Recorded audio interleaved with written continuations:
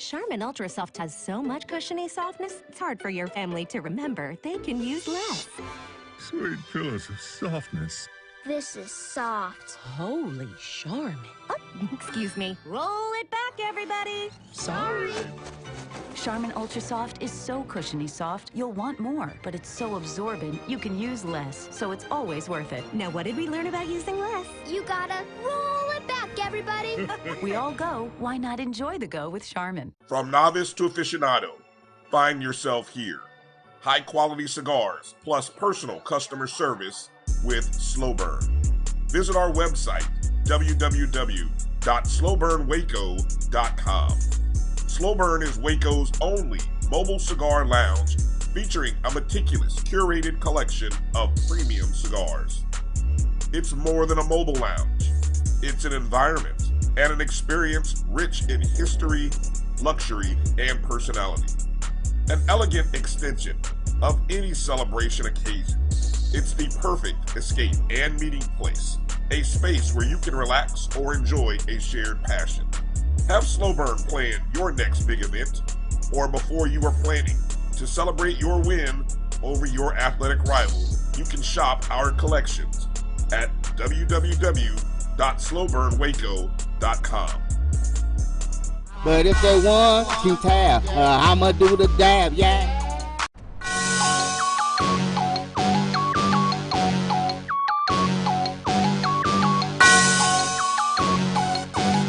Yeah. I love my HBCU, and boy, I love it, love it. I love it, love it. I love my HBCU, and man, I hope my team they won one. Yeah. I hope my team they won one. Yeah, man. I hope my team they won one. I hope my team they won one. Yeah. I tune into the HBCU Sports Lab to see if my team won or lost. If they lost, I'm quiet as a mouse. But if they won, keep tab. I'ma do the dab, yeah. Dr. Cavill, he know what he be talking about. Mike and Charles, they know what they be talking about. They compress the analytic data with the hip hop. If you know them like I know them, they gon' tell you if your team, if they won or lost, and who the ball. So listen to Professor, yes sir, and pay attention. This is Dr. Will with Inside HBCU Sports Lab with Mike Watson and Charles Bishop. I believe we have a good one today. A lot of intrigue is out there, and we're going to have an interview to see if we can get you more information that you have requested. So we've made the call, and I believe we'll have SWAC Commissioner Dr. Charles McCullen on to answer the call, as they say. Welcome to episode 233 of Inside the HBCU Sports Lab radio show and podcast, your show that's covering the sporting HBCU dashboard, all things HBCU sports from the institutions large and small. From the NEIA to the NCAA, we share insights and information on the HBCU sports culture and HBCU athletic aesthetics to facilitate the story of HBCU athletic programs and the business of HBCU sports. I'm your host, Dr. Kenyatta Cavill, along with my co-host, Mike Washington and Charles Bishop, filming from our home studios and sending a signal live to our KSWH 1230 AM studios with the Texas Radio Hall of Famer, Ralph Cooper, in the beautiful home of Texas Southern University from Houston, Texas. With that, let me jump right to it. Mike, how you doing? I'm just good, Doc. Hearing some good news coming out. Can't wait to get started in the show. Charles, what do you have to say? Doing well. Tonight's a sport code night. I think somebody's already pointed it out. Down in the sport codes, right? Exactly. Well, looking forward to it. Looking forward to getting into this chat this evening and looking at some basketball action coming up this weekend. Hey, man, the professors are in the building. It's time for the lecture. Let's get it on. Let's get it on. Absolutely. Absolutely. With that being said, let me stay with you, Charles, in terms of what is some of the news that's hot out there. Obviously, we talked about the SWAC news, and we'll get more into that. So outside of that, what is hot and heavy for you right now? Yeah, huge news coming out of Jackson today. Shedeur Sanders lands an NIL deal with Gatorade, and he thus becomes the first HBCU athlete to join the Gatorade lineup. A lineup that includes the likes of Serena Williams, J.J. Watt, Zion Williamson, Trevor Lawrence, DK Metcalf, Candace Parker, and Jason Tatum. So great commercial that came out with regards to Shador and Gatorade. Check it out on YouTube. Especially Yeah, let me the first, YouTube page. Mm-hmm. Well deserved, but that's hot, man. And whoever he makes sure put together his commercials, man, they need an award for that alone. They're nice. They are nice, bringing a pure interest in multiple different ways. Let me go to you, Mike, see what's on your mind. 2 words, Miles College. Miles College is in the news for several reasons, couple of reasons. First, on this Wednesday, Sam Shade has been named or selected to take over the reins of the Miles College football program. Shade is the former assistant football coach for the Cleveland Browns, Georgia State, and Sanford. Shade recently served as the head football coach and athletic director for Pinson Valley High School. Shade led the Pinson Valley Indians to a 2026 A state championship. So comes with a good pedigree. So I mentioned Miles. So, let's switch to basketball. And their former men's basketball coach, Roosevelt Sanders, passed away, unfortunately, at the age, or really went home to glory at the ripe old age of 84 years old. He coached the Bears from 1998 to 2006. His official ledger shows, I think his record was like 78 and 106, but there were a number of wins. I think 35, 36 taken away because of NCAA penalties against the Miles athletic department 5 years after he coached his final game. So it shows a lot, but a truly legendary coach. And I know that the Miles family will definitely remember Coach Sanders. So, Good deal, good deal. Charles, what else do you have? Yeah, let's take a look at Florida A&M. This comes from the Florida A&M athletics, as they were one of the first HBCUs to drop their 2022 football schedule. Let's take a look at it. They start off week 0. They'll have an FBS game against the North Carolina Tar Heels. September 4th, it is the Orange Blossom Classic against Jackson State. Albany State comes to FAMU September 10th. Then they have a SWAC contest against Alabama A&M. Mississippi Valley comes in October 1st. Celebration Bowl champion, they go to South Carolina State October 8th. They go to Grambling October 15th. Homecoming, UAPB comes to Tallahassee. Southern comes to Tallahassee this year, November 5th. Alabama State, November 12th. And then, of course, you close things out November 19th with Bethune-Cookman in the Florida Classic. So nice schedule from Florida A&M. Man, yes, it's getting interesting. We got basketball about to hit the midway mark in the SWAC. You got basketball in the MEAC. You see IAA, SIC, Gulf Coast Athletic Conference doing their thing, expansion here. Oh, man, it's big out there. And then you sneak in and you're going to start hearing the ping of the bats. When you talk about baseball and softball, it's getting close. A little more track, indoor, outdoor track. It's going to get fresh, hot, and heavy. And then you got spring football as well, which means you're going to have fall football. So it starts to circle around. So you get the football schedules coming out. So people are going to get a little interesting, starting to scratch their head. And then we got the commissioner, Dr. Charles McCullen, putting out this big old surprise to everybody about looking at football next couple of years. So a lot of interest going on. We'll get more onto that. That's just a little tease. We'll get more into that. Mike, what else do you have on your plate? Well, following in line with my good friend, good partner, CB, Grambling State released its official 2022 football schedule. It starts out on September 3rd against Arkansas State, September 10th at Northwestern State in Shreveport. Then they on 17th, they go on the road to Jackson State, to Jackson, Mississippi. Then on September 24th, they will take on Bethune on the road.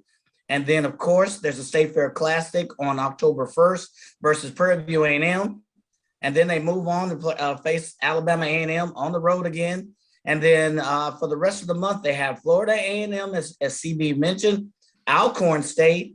And then as they move into November, starting the 5th, they have Arkansas Pine Bluff for their homecoming. And then they finish up against Texas Southern, and Southern University. So a pretty good schedule lineup for Grambling State in 2022 as Hugh Jackson really takes the reins and is really making an impact on the recruiting scene. Yeah, Hugh Jackson. Yeah. And as he said, signing day is next week. As you kind of chuckle, Charles. What you got in your pocket? What you got in your pocket? Yeah, well, let's stay with Grambling. We talk about Hugh Jackson. I'm gonna have to make him an honorary member of the Flying Winnelas the way he got folks flipping over there in Grambling. But let's take a look.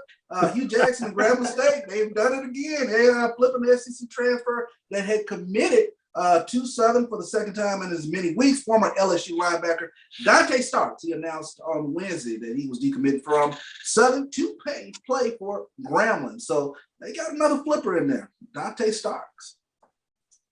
Interesting, very interesting. I see.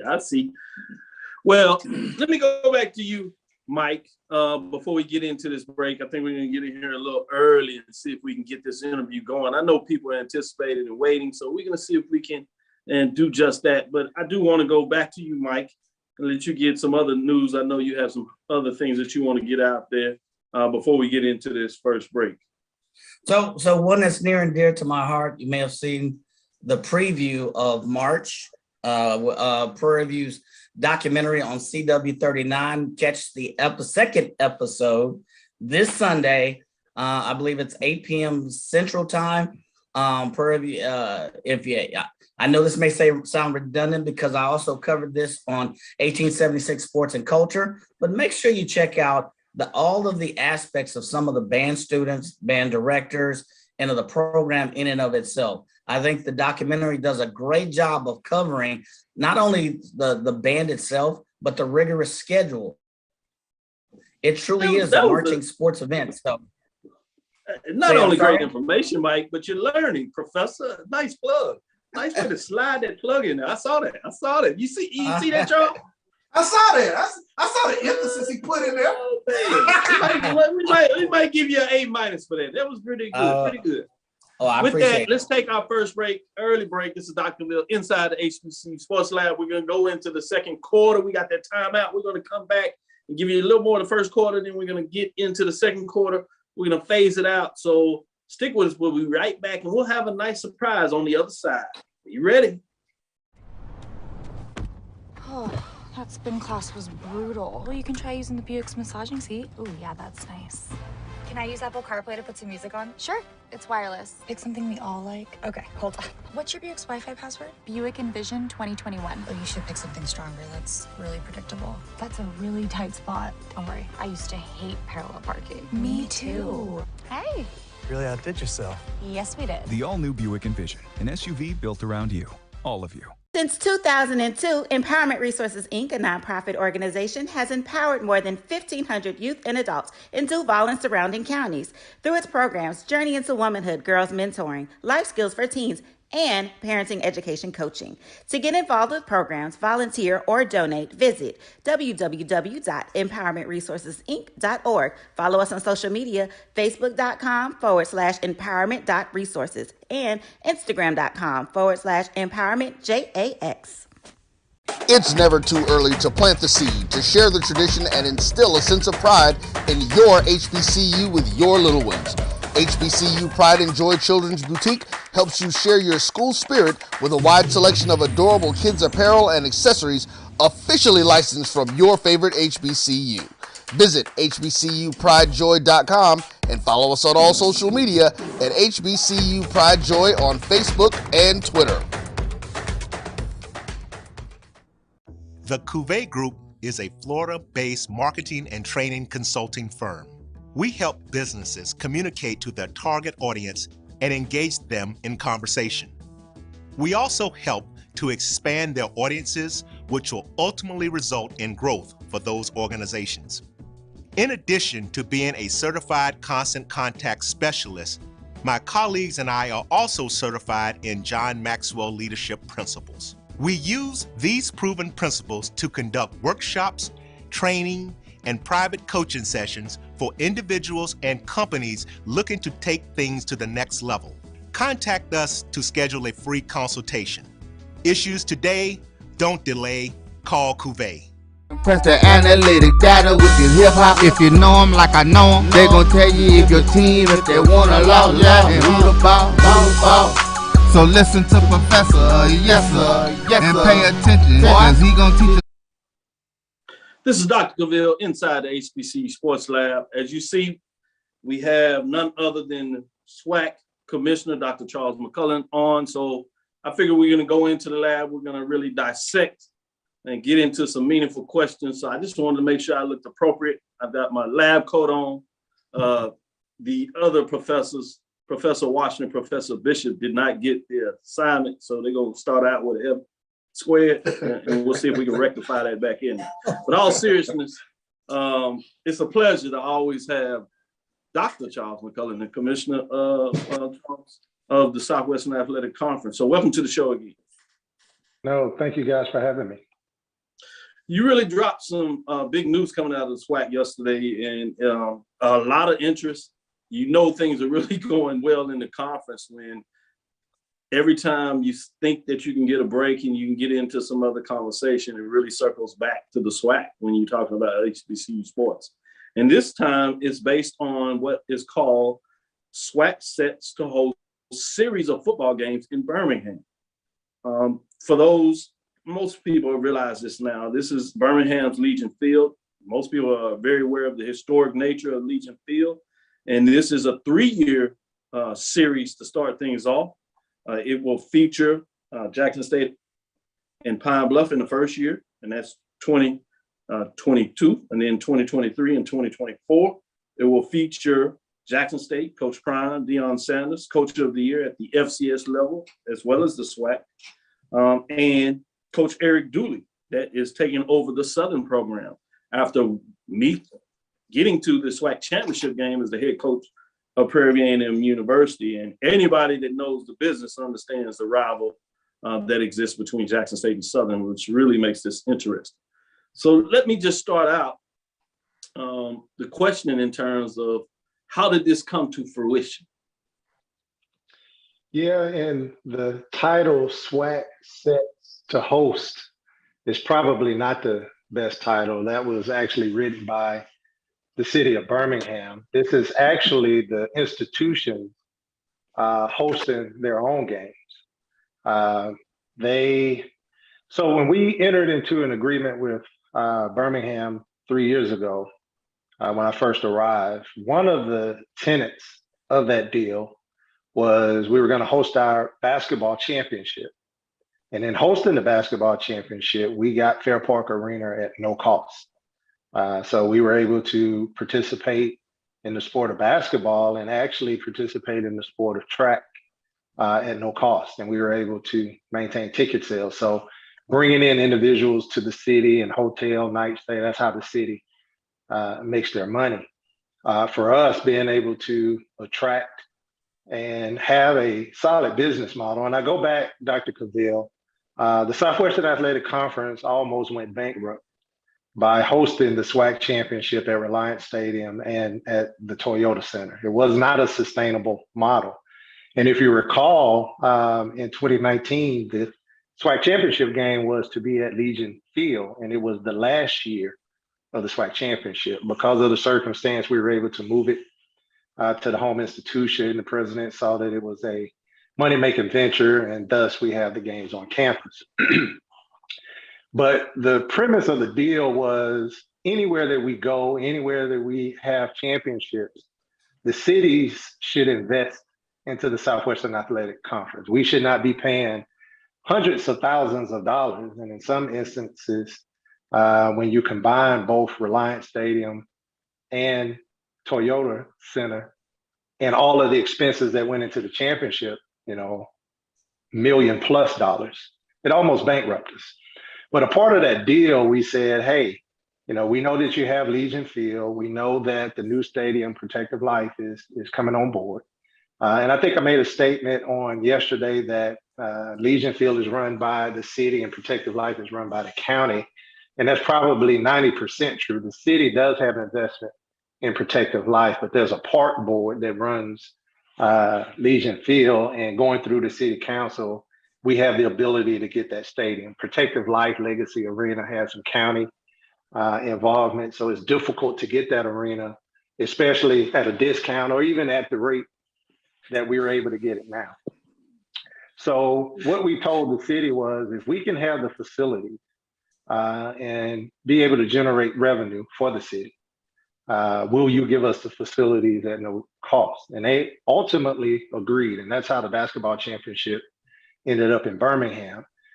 It is they have the only certified indoor track facility in the region. So, several conferences, I think it's like 12 conferences will come to Birmingham, where we were normally paying for that. We don't have to pay for that anymore. Significant savings for the conference.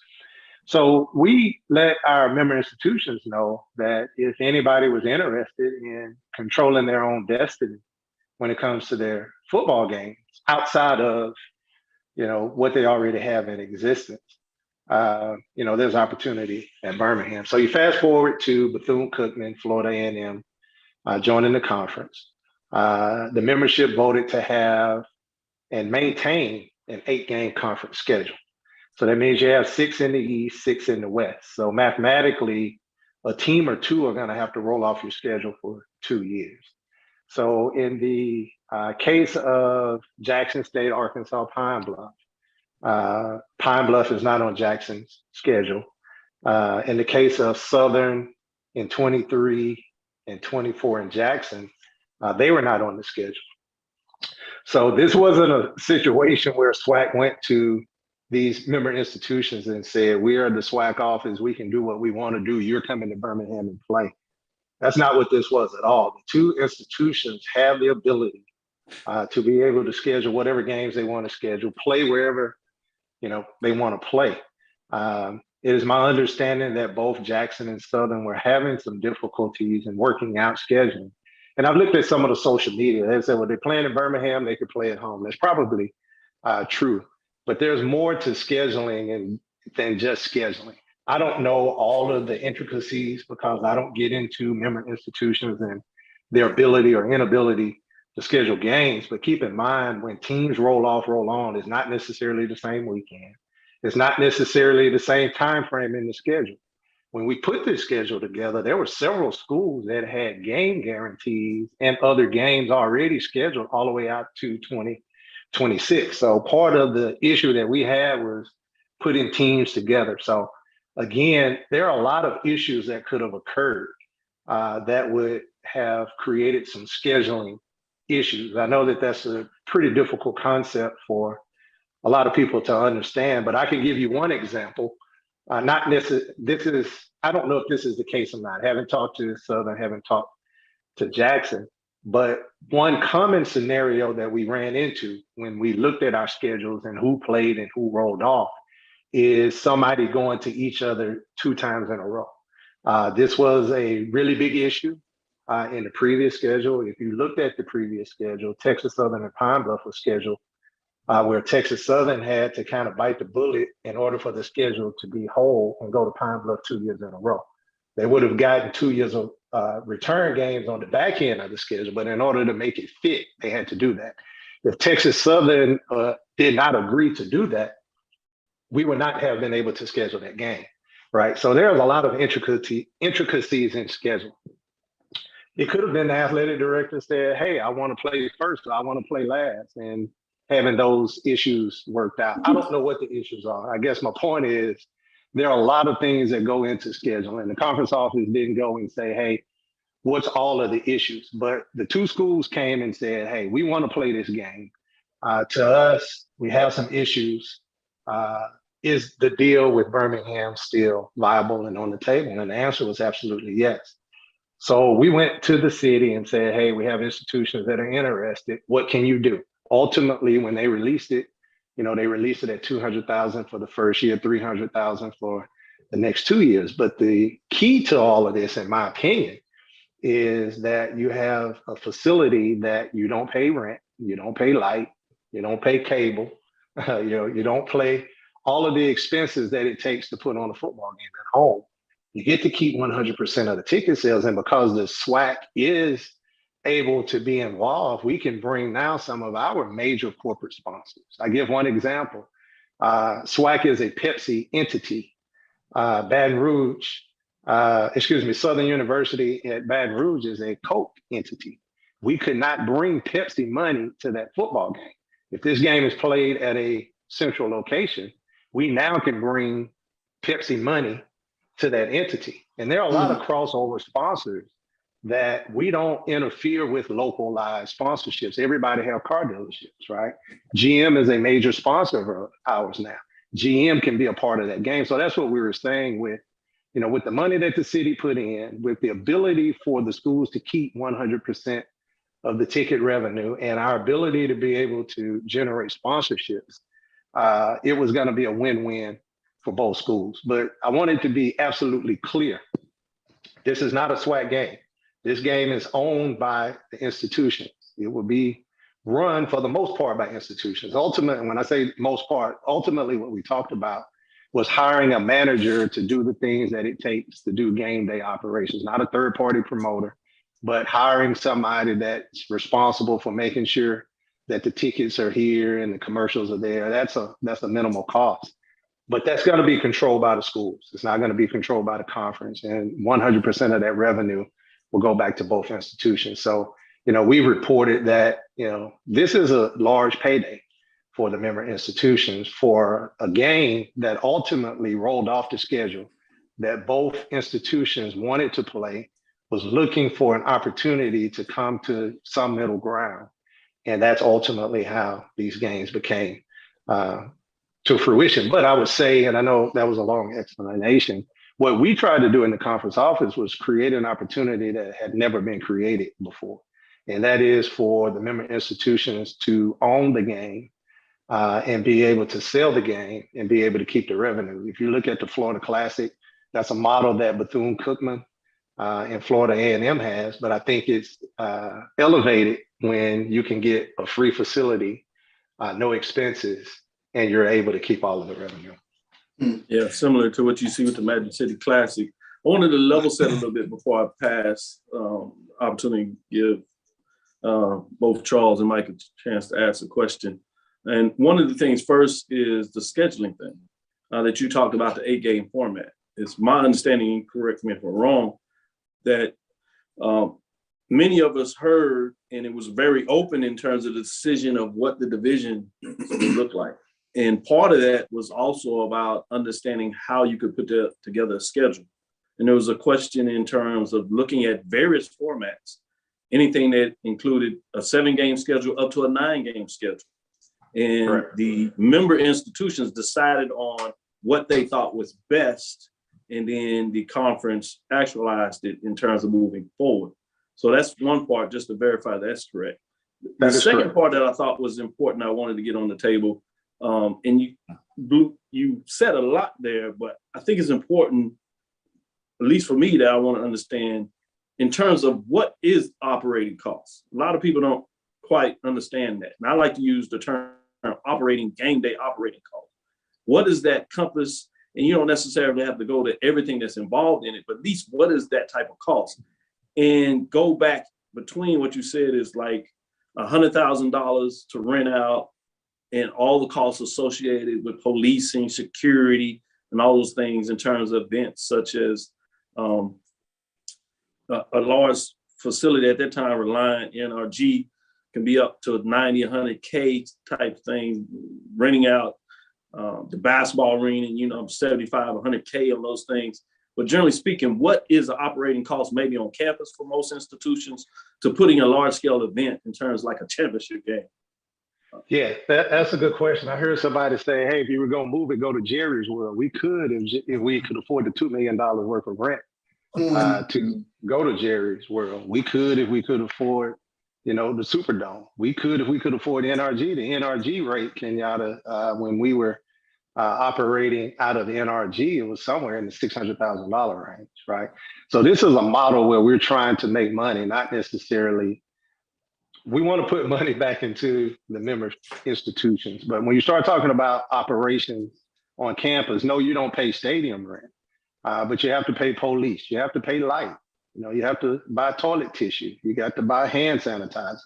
You have to pay for the clock operator. You have to pay for the officials. You have to pay for the people to paint the lines. I mean, it goes on and on. One of the bigger expenses that we found when we actually rented out Mississippi Veterans Memorial Stadium was how much it cost to collect the trash and dump the trash, right? You're talking tens of thousands of dollars. When we had the field painted for the championship game, Jackson was there. We had to pay for that paint.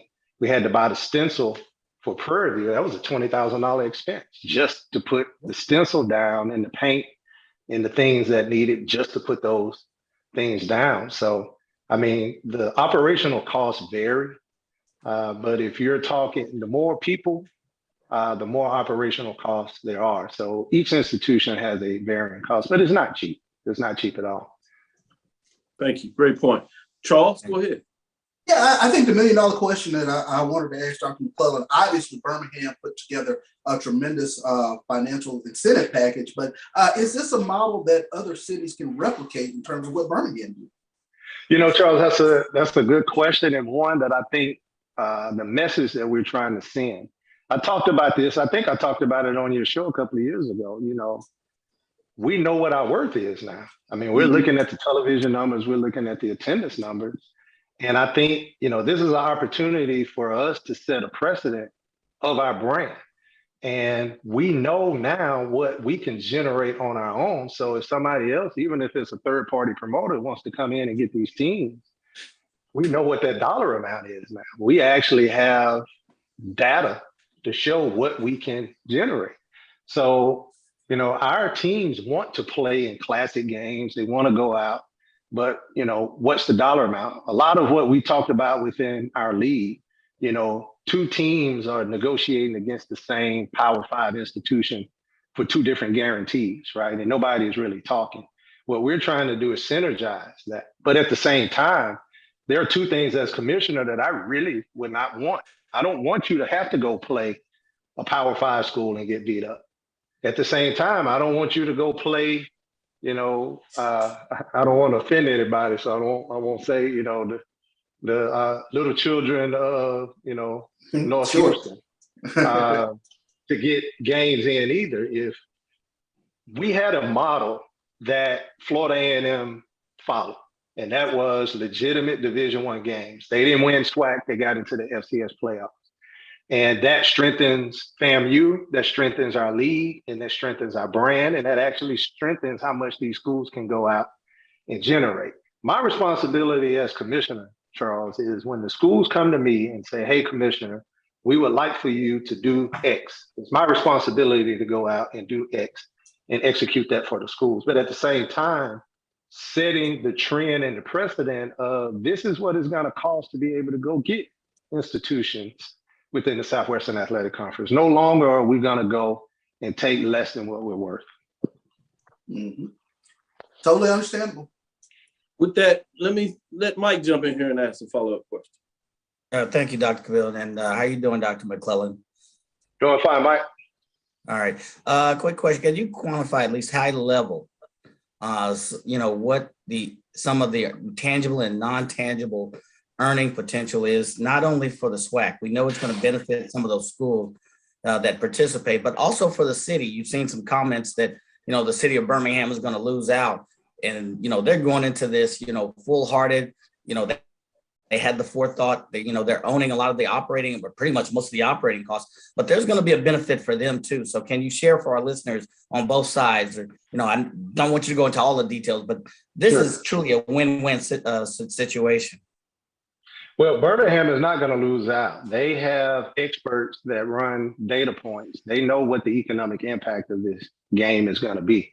And that is the reason why they're offering these things. And when you look at the city of Birmingham, they just announced that the USFL League is now based in Birmingham. All of the 7 teams are based in Birmingham. NCAA Regional is coming to Birmingham. You know, they have a NBA G League team. The New Orleans Pelicans G League team is in Birmingham.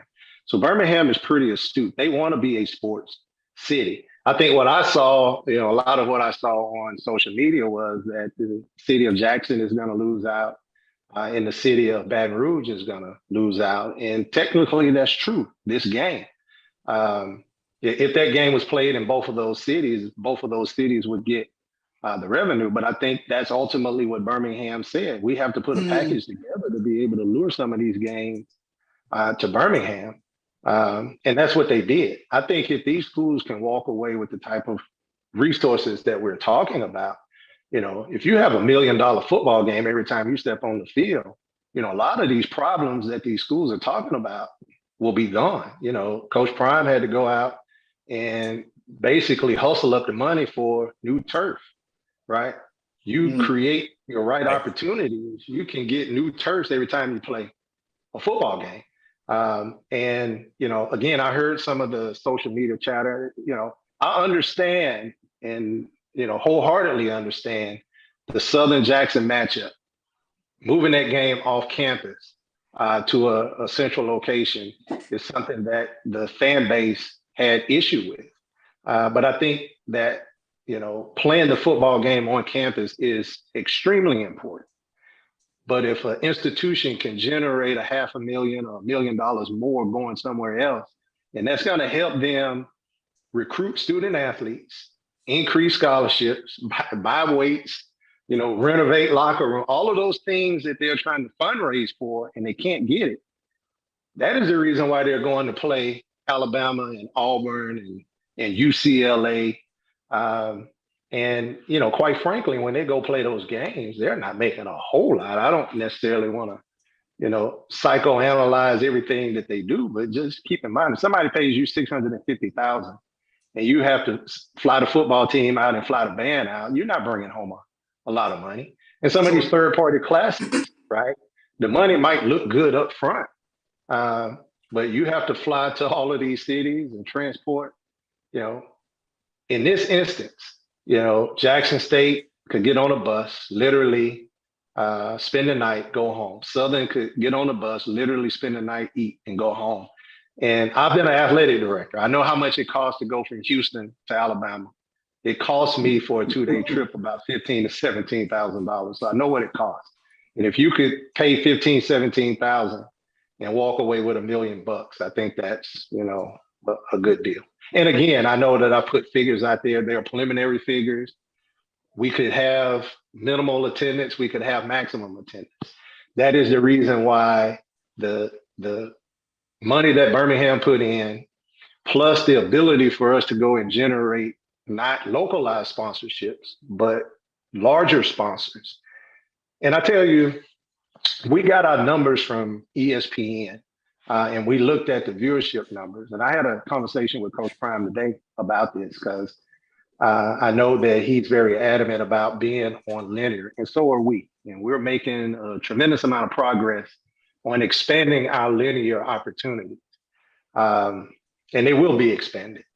But we had some ESPN Plus games that outdrew games that were on ESPN2. So our fan base is following our teams. They're going to whatever platform they have to look at, and that is extremely valuable to us. And again, when we get these numbers, it raises the value of these games and these schools. And our goal is to put money back into the institution. And I'll say this, and I'll be quiet because I know I'm way past your question, because this is much bigger in my eyes than a football game. This is about our brand. This is about our history. This is about our legacy. The SWAC has been financially solvent now for 3 years. We will distribute 7 figures minimum back to the membership this year. We've never distributed that amount of money. And we were able to turn a $2 million deficit when I inherited the job. And in 2022, we right now know that we can distribute 7 figures back to our member institutions. Now, doesn't go quite as far because we have 12 versus 10, but this is the power of increasing our brand, increasing our sponsors, increasing our television package, and doing these type of things. Everybody wins when we stick together and we move forward in one direction. That's a little off topic about this game from the topic of this game, but I wanted to let you know that we all are looking at the bottom line, and that is giving revenue to our member institutions in order for them to be able to have quality programs. Yep, and there's no need to apologize. You basically answered my question. I just wanted some of our members, you've heard the chatter on social media here that, you know, there's there's a evaluation process and there's selling points for both sides. So thank you for sharing that. And essentially, what you're saying is you're creating a new language, if you will, to not rely on money games, if I'm not mistaken. Exactly. Well, I'm creating, or at least attempting to create, not only a new language, but a new paradigm shift, right? When you start looking at what's happening with the new Constitution, and we have the Transformational Committee, and you hear all of this chatter about the Power Five, they want more autonomy. They're probably going to get it. The Power Five is talking about separate. Let's say the Power Five does separate, and the Group of Five separate. Where does that lead to Southwestern Athletic Conference? I think it leaves us in a pretty unique position. We are a unique conference. We can play each other and get $1 million payout per game, get a SWAC championship game and get, significant amount of money and go to a bowl game. I'm not necessarily relying on the Power Five. We don't need to go play them anymore. We can create this new paradigm shift as to where this new business model will allow us to make the amount of money that we should be making by playing, And I would say this too, you didn't necessarily ask this question. A lot of athletic programs don't get an opportunity to keep their revenue. I'm not necessarily saying this is the case in these games that we have, and I'm not pointing to any one institution, but when you look at HBCUs and when you look at the financial aspect, we get student fee, some schools that are in states that get state money, they get state money. But that's still not enough. The rest of it is generated by internal operation transfers, designated tuition transfers, right? When they go play these game guarantees, a lot of this money goes to pay back what was given to them up front. So we'll go play a football game. You might not necessarily see that money. So when you can generate your budget and over your budget, that's money that's going back into your program. So I think it might be somewhat of a misnomer if someone says, well, we're generating X amount of dollars for the athletics program for playing this football game. There are some institutions that are generating money that's not going to the football program. It's going to some other fund. Yep. Let me ask a question that kind of stretches this out. I know we promised to get you off, but I think the dialogue is so important. If we can borrow a little more of your time and close it on something like this. Is there a chance that this will be extended past the 3 years? And I think Charles asked part of that, could it go to a different institution? I know contractually, obviously, it can't move now to a city during this 3 years because you signed contract agreement about that. But past this, could this be extended out? Does this mean other member institutions such as FAMU could be a part of this? Prairie View as well, Grambling even, could they be a part of this if it's extended past 3 years? What does that look like? Yeah, absolutely. This is open to everyone. And I think that goes back to the original point. You see Arkansas at Pine Bluff, Jackson State, and Southern. Those were the 3 institutions that came to us to say, we want this to happen. So it's open to anybody. Again, I'm not in the business of putting on football games. I'm in the business of making financial deals that's going to be beneficial to teams. Once this deal is done, we're going to pass the football operations off to the experts to do football operations. I saw somebody talk about this must be a sweetheart deal for the SWAC. SWAC is not getting anything. I don't need anything. My responsibility is to make the budget. Everything over budget goes back to the schools. So I don't need and to your point, as you talk about you don't need anything, I don't want to break in there and interrupt it, but you talked about distributing $7 million, which is never did before. You're only doing that if you're putting money back and you're not keeping minimal costs except what it takes to operate in terms of the championships and feeding the money back to the institutions. That's true, but I don't want you to get me in trouble. If I said 7, I meant 7 figures, which is $1 million. So I want to be clear on what you 7 figures, $1 million that you're distributing back. I thought you said 7 million. You're gonna make me no, 7 figures. I guess I'm gonna have to take back my tweet Chuck said. I'm already jammed up. Don't get me jammed up, anymore. But my responsibility. No, if I did say that, I meant 7 figures. Right. Well, my responsibility is to create revenue generating opportunities. It's the membership's responsibility to capitalize on those opportunities. I said this from day one. We're not force feeding anybody, even from a sponsorship perspective. We didn't do conference-wide sponsorships. You don't see that anymore. We have a collaborative process that if you want to engage, you can engage and you can reap, the benefits. And if you don't want to engage, that's fine too. There's still going to be money at the end if we financially do this thing correctly. My main point is we are blazing new paths, right? We are creating a new paradigm as to how individuals look at and treat the Southwestern Athletic Conference. We know what our value is. We know what our worth is. And people might have thought those were just words 3 years ago, but it's manifesting itself. We're not doing the same things today that we did yesterday. And to answer your question, I don't know what this game will be worth 3 years from now. I learned that lesson earlier. I'm not signing any more 5-year deals and 10-year deals, right? I think we're shortchanging ourselves. And I'm going to bet on the Southwestern Athletic Conference. I'm not going to bet that I'm going to sign a low rights deal for 10 years from now. We're growing exponentially. This game, if people want to participate, I think this sets a new trend, a new model. I think other cities are going to come. I think other cities have already started calling. I've had people,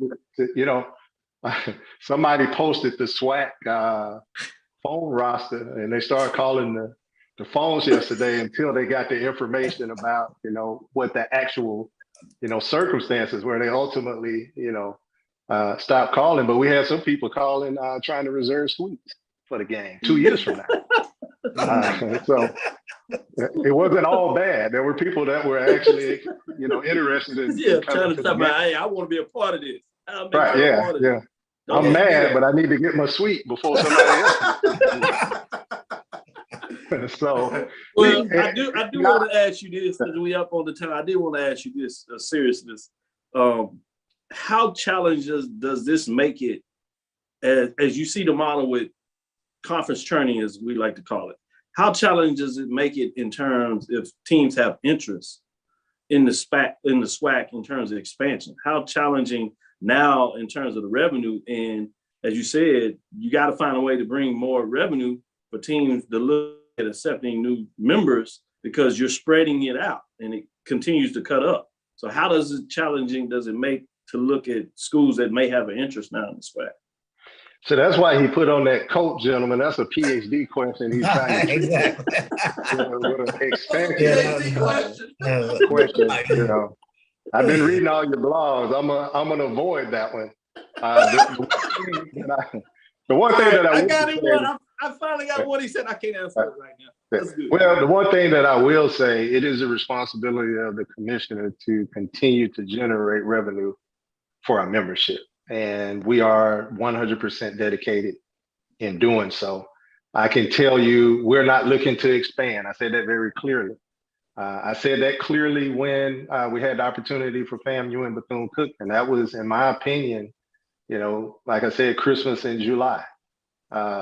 It is not on our radar to expand. It's on our radar to grow and strengthen the Southwestern Athletic Conference. But, we're not going to sit back and just let, revenue go by. We're going to create unique and innovative ways. And my responsibility is to grow. I firmly believe in 5 years that the Southwestern Athletic Conference could be a 25 million to 30 million revenue generating conference. And I'm saying this with real data, real conversations. This is just not, pie in the sky. And we are close. We are extremely close. And I go back to, my role and responsibility was to elevate the conference from a financial standpoint, make them vibrant. And it's a group effort.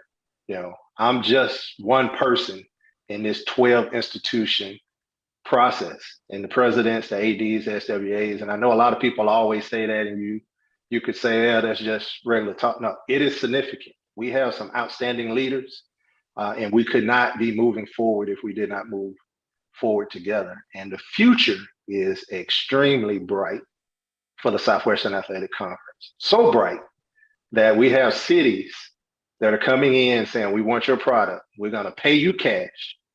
We're going to waive the fee. we're going to let you keep all of the ticket revenue. And we're betting on that you bring enough revenue to the city where not only it's going to be beneficial to you, it's going to be beneficial to us. Birmingham blazed the path, and I know other cities are going to do so. But, you're going to have to pay the price. We're not going to come to your city and give you all of the money. You're going to have to go back. And I'm saying that to those posters that were saying, go to Jerry's World. Jerry's World isn't going to give us a break, right? Jerry World is not going to give the deal that we got at the city council here on Monday. And at the end of the day, I've always said this: if you don't want to play, if you don't want to be a part of the deal, it's your choice. Nobody's forcing anybody to do anything. We're just trying to blaze a new path to where individuals can make more money than they've ever been able to make on these types of football games. Instead of going to get your head beat in or not making any money and paying to bring in an NAIA school, some of these games are not profitable, but they need games just to be able to go play the game guarantee. So I got to go play Alabama and get beat. So I'm gonna have to take some of that money to bring in Charles McClellan Little League team just to, ease it off. That hurts the conference, that hurts our ratings, that hurts everything.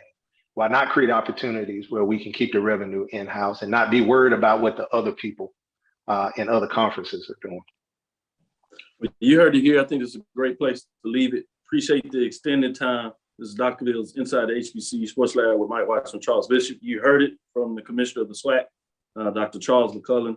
You put out those numbers and you thought your phone was lighting up with everybody calling you. Now you're going to have some of these other athletic directors and presidents calling you in terms of they want a piece of that too. So you might have made it even more challenging to put that number out there. But it's a good problem to have. With that being said, on all serious notes, we appreciate you, appreciate the work you're doing, appreciate you sharing the insight in terms of being an open place where we can get this information.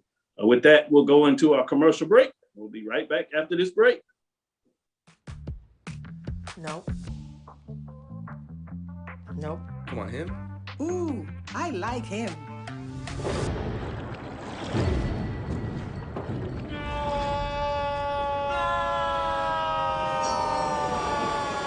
Quick, the quicker picker-upper.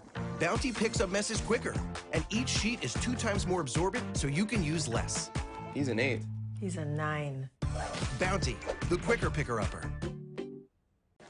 Supermarket sushi, really? No. Wait, Troy, you work here? I'm never not working. Like Head & Shoulders Scalp Shield technology, up to 100% dandruff protection, even between washes. Never not working, huh? Oh, Troy, you're such a good teacher. Yeah, I know. Never not working. Never not working. Never ever not working. Are you serious? Never not working. Dandruff protection that's never not working. Head & Shoulders Scalp Shield technology.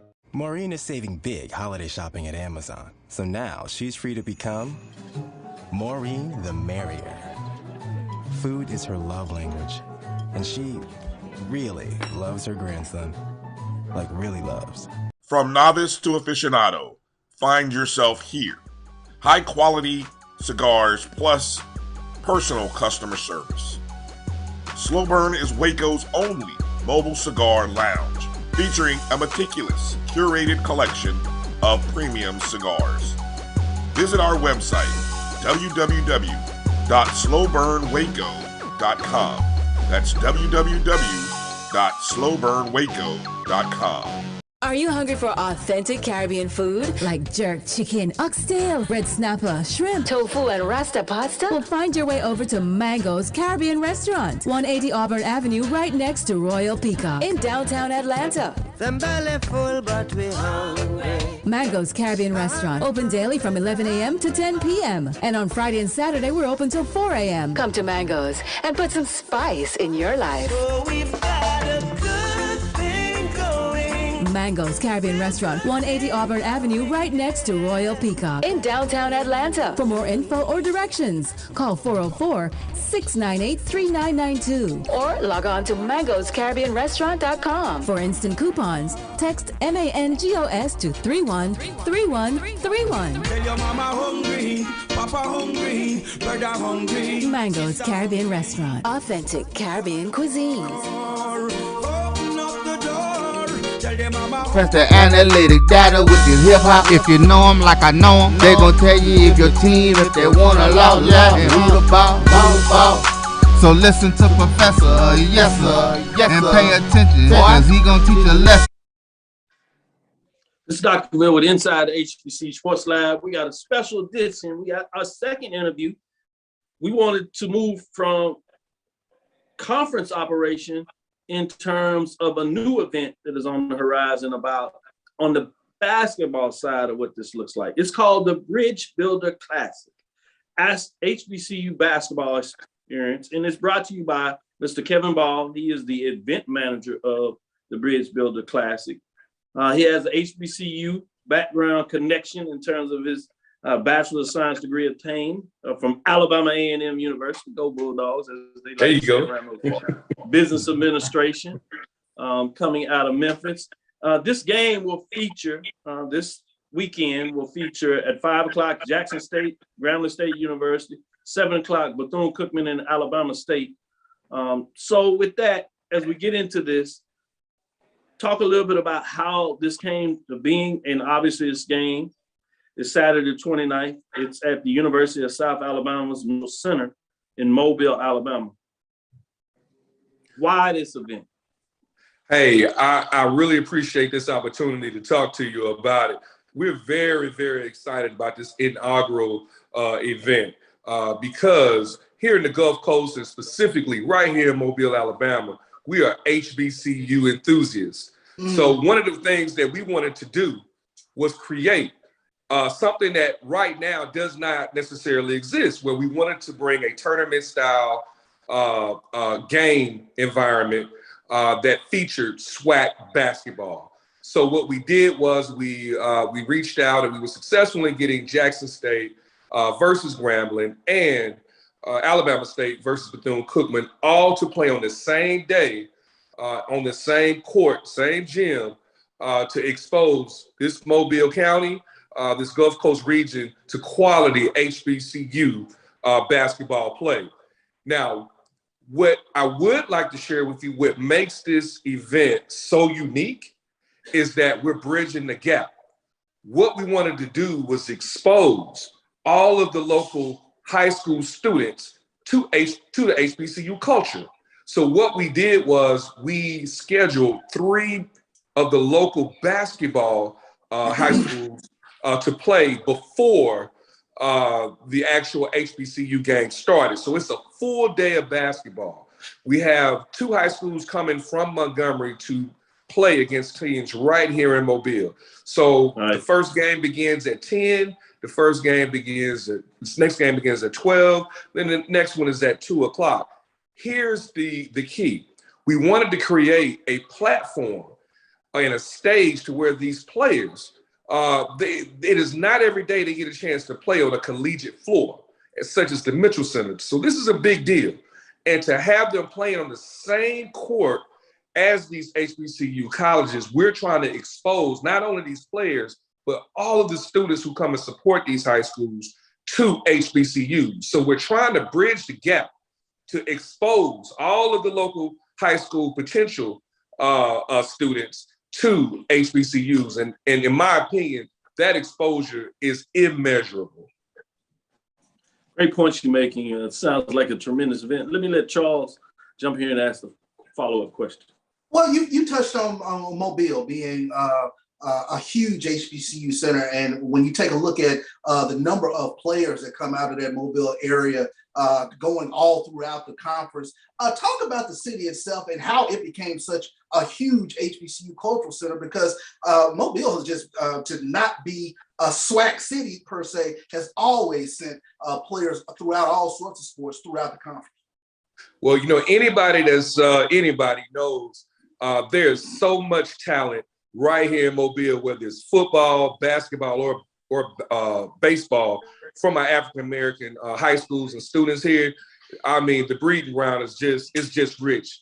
Nick Saban ain't down here every other month for no reason at all, So there's a lot of talent here. So, if Nick Saban can recruit down here, why can't Alabama A&M or Jackson State or Alabama State? So the key is this city is recognized as having rich talent. Now, to answer your question, since we have established classics long ago, because Mobile is no stranger to HBCU football, because we had the Gulf Coast Classic that featured Alabama State and Southern many years ago.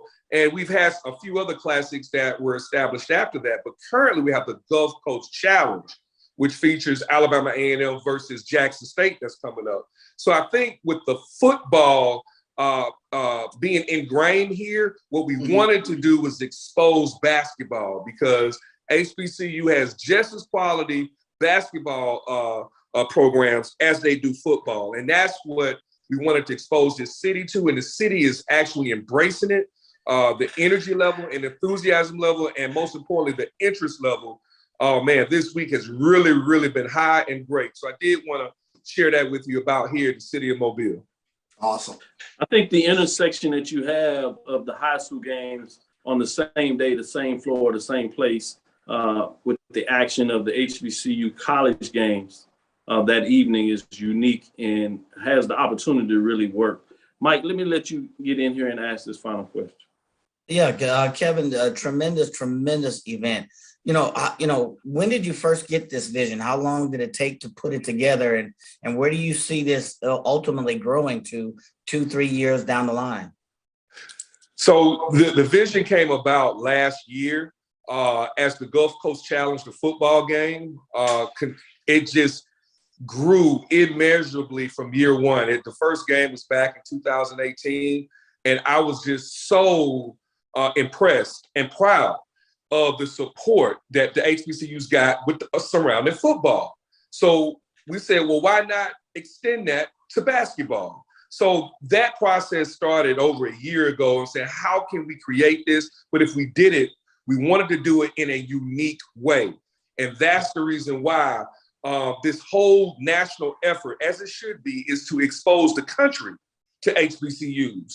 And that's the reason, this is our way of trying to expose those students. Now, to answer your question, also, where we see this going is we would love to see this be as big and probably bigger than what you see the CIA over on the East Coast. We want this to be representative for the SWAC representation of that event. And so we anticipate eventually it being a week-long where we'll have ancillary events leading up to this game, where we'll have college career fairs, where we'll have even some business networking reception opportunities, and to mix the corporate world with the HBCU community, if you're following where I'm going. So eventually where we see this is to be larger than what they're doing at CIA. And if I could just share with you one last comment, the other thing that's unique to this situation and why I think that we're going to grow in year two, even bigger than what we're doing in year one, is the fact of the battle of the bands that we're doing right inside the Mitchell Center. Where you have Jackson State versus Alabama State, where you're going to have a drum major challenge. Then you have a drum line battle. Those are two things when band heads, and even if you're not a band head, who don't want to see that matchup with the drum majors are going against one another, and those drum lines are battling as well as just all of the music that these collegiate bands are going to be playing in the arena. So the house is going to be rocking. So it's not going to take long for the word to get out that this is an exciting game. This is something that you're not going to want to be missed. And it's going to be high energy from as soon as you walk in till when you leave. Great point. Last thing I have for you, I'd be remiss if I didn't give you a chance to let people know that haven't already got their tickets and things of that nature. Where can they get more information and where can they get tickets? Absolutely. They could definitely go to our website, www.bridgebuilderclassic.com. And again, that's www.bridgebuilderclassic.com, where you can get your tickets in advance. We have a single entry pass, which is $15. And then we have a day pass, which is $30, where you can come and go all day if you choose. Because again, we start at 10 a.m. We're going all the way to the last game is done, 9 or 10 o'clock that night. So you can go to the website or walk up and just purchase your ticket that way as well. Well, I appreciate your time, Kevin Ball. I wish you the best of luck. This sounds like a great event, and we'll be in contact with you to see how we can continue to support.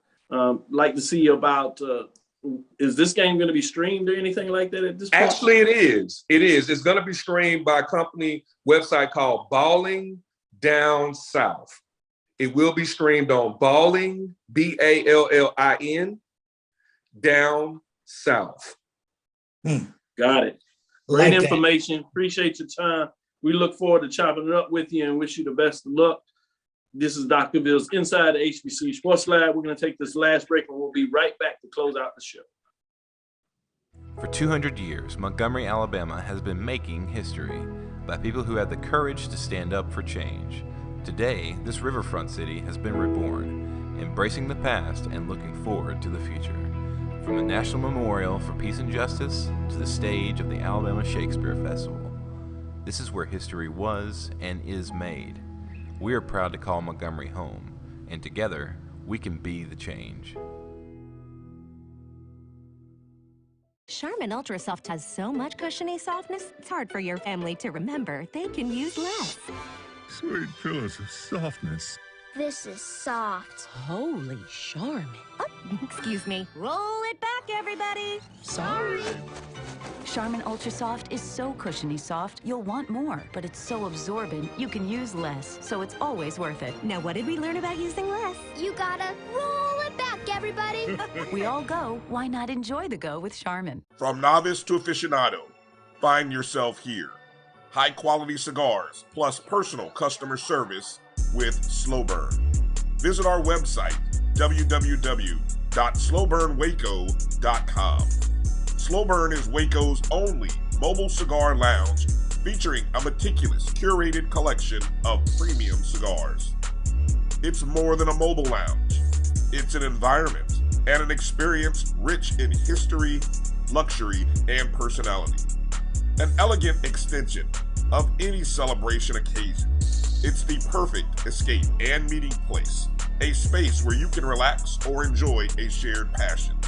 Have Slow Burn plan your next big event, or before you are planning to celebrate your win over your athletic rival, you can shop our collections at www.slowburnwaco.com. But if they want to tab, I'ma do the dab, yeah. Oh, that spin class was brutal. Well, you can try using the Buick's massaging seat. Oh, yeah, that's nice. Can I use Apple CarPlay to put some music on? Sure, it's wireless. Pick something we all like. Okay, hold on. What's your Buick's Wi-Fi password? Buick Envision 2021. Oh, you should pick something stronger. That's really predictable. That's a really tight spot. Don't worry, I used to hate parallel parking. Me too. Hey. Really outdid yourself. Yes, we did. The all-new Buick Envision, an SUV built around you, all of you. Since 2000. Test the analytic data with your hip hop. If you know them like I know them, they gon' tell you if your team, if they wanna loud, and who the ball. So listen to Professor, yes sir, and pay attention, cause he gon' teach a lesson. This is Dr. Ville, inside the HBCU Sports Lab. We're gonna give a close, but I'd be remiss if we didn't give some of the basketball games to keep your eyes on. Obviously, we broke down and told you about the games the previous weekend. We'll come back on Tuesday and give you that information. But some of the big matches out there that you want to keep your eyes on in terms of Saturday is South Carolina Upstate is on the road at North Carolina A&T. Hampton is on the road at Charleston Southern in terms of the Big South matchups in terms of the men. And then when you go to the OVC, you got a game tonight.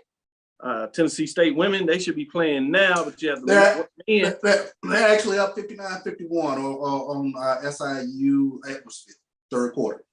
Good one. And that means the men will play SIU at that game 30 minutes after. That's on ESPN Plus, about 7:30. And then you got Saturday, you got Tennessee State at Eastern Illinois matchups. Getting us in terms of the MEAC, talk about some of these matchups to keep your eyes on. in terms of what's going on. Norfolk State is at South Carolina State. Norfolk State has won their 5 straight. South Carolina State 3 straight. Should be interesting to see, can South Carolina State shock the world as they did in the football season. Howard at North Carolina Central, Maryland Eastern Shore at Coppin State, Delaware State and Morgan State. And obviously it flips on Monday with Howard at South Carolina State, Morgan State at Maryland Eastern Shore, Coppin State at Delaware State, and Norfolk State at North Carolina Central. Going to the SWAC, this will culminate in terms of ending the first half, where you would have the teams having 9 games in the books after Monday. So let's see what's going on here. Some intriguing matchups, rivalry games, some big matchups. Saturday, Southern at Alcorn State. Both teams have been playing really well all the first part of the season and even previous to that. So it's interesting to see what this looks like. And then you have Arkansas Pine Bluff at Mississippi Valley, another rivalry game. And then you have Florida A&M on the road at Alabama A&M. The Ag schools get into the action. Grambling State at Jackson State, obviously a big rivalry on the football. They get it done in basketball as well. Should be interesting to see what goes on here. Texas Southern at Prairie View. Well, we know what that means in terms of the Battle of Texas. That big boot is on the line. And then Bethune-Cookman at Alabama State. So on Monday, you have 4 games which feature Bethune-Cookman at Alabama A&M. Southern at Jackson State. Should be fascinating, at least both on the men's and women's side, just because of the rivals, particularly on the women's side, with both teams playing really well. This is one we want to keep our eyes on. Grambling at Alcorn, rivalry as well. Then you have Florida A&M and Alabama State. That should be interesting because that's a game that could become a big rivalry in terms of vicinity of those schools. So those are the ones that we wanted to keep your eyes on, keep you up to date what's going on. And obviously we talked about the Bridge Builder Classic in those games. That'll be fascinating. Stay with my JBN, my BCSN. You know where you can go get the game. You might be able to get it here. Don't be surprised if we find a way in the mix. But keep your eyes on what's going on and download my JBN, my BCSN. Keep it right here because you know we want to build it. With that being said, that will do it for the lab today. Great job. Hold on, one thing, Doc. What'd you say? One thing. Want to give Talladega's men some love. They're number 2 in NAIA. Oh, yeah. Great one. Great shine that you put up there. Don't want to forget those matchups in the CIAA SIAC in terms of what's going on there. We showed some love in the terms of the Gold Coast Athletic Conference with Dr. Kiki Baker-Barnes in terms of the expansion news she had earlier this week. And then you have Talladega bringing in there as well. So it should be fascinating to talk about what's going on there. That'll do it for us. Thank you for listening to Inside the HBCU Sports Lab. Make sure you share our podcast with your friends and colleagues. Thank you for all the lab listeners. I am Dr. Kenyatta Cavill, the Dean of HBCU Sports, coming from inside the lab in the College of HBCU Sports with Mike Washington, Charles Bishop.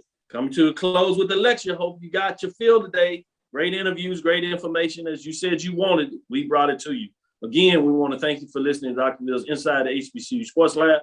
Mike Washington, Charles Bishop, every Tuesday and Thursday, 6 o'clock. Shout out to Roy behind the scene, getting us going and making sure we can transition and making all this work. We look forward to next week as we discuss the latest news in the lab. Follow me, Dr. Kenyatta Cavill, DrKenyatta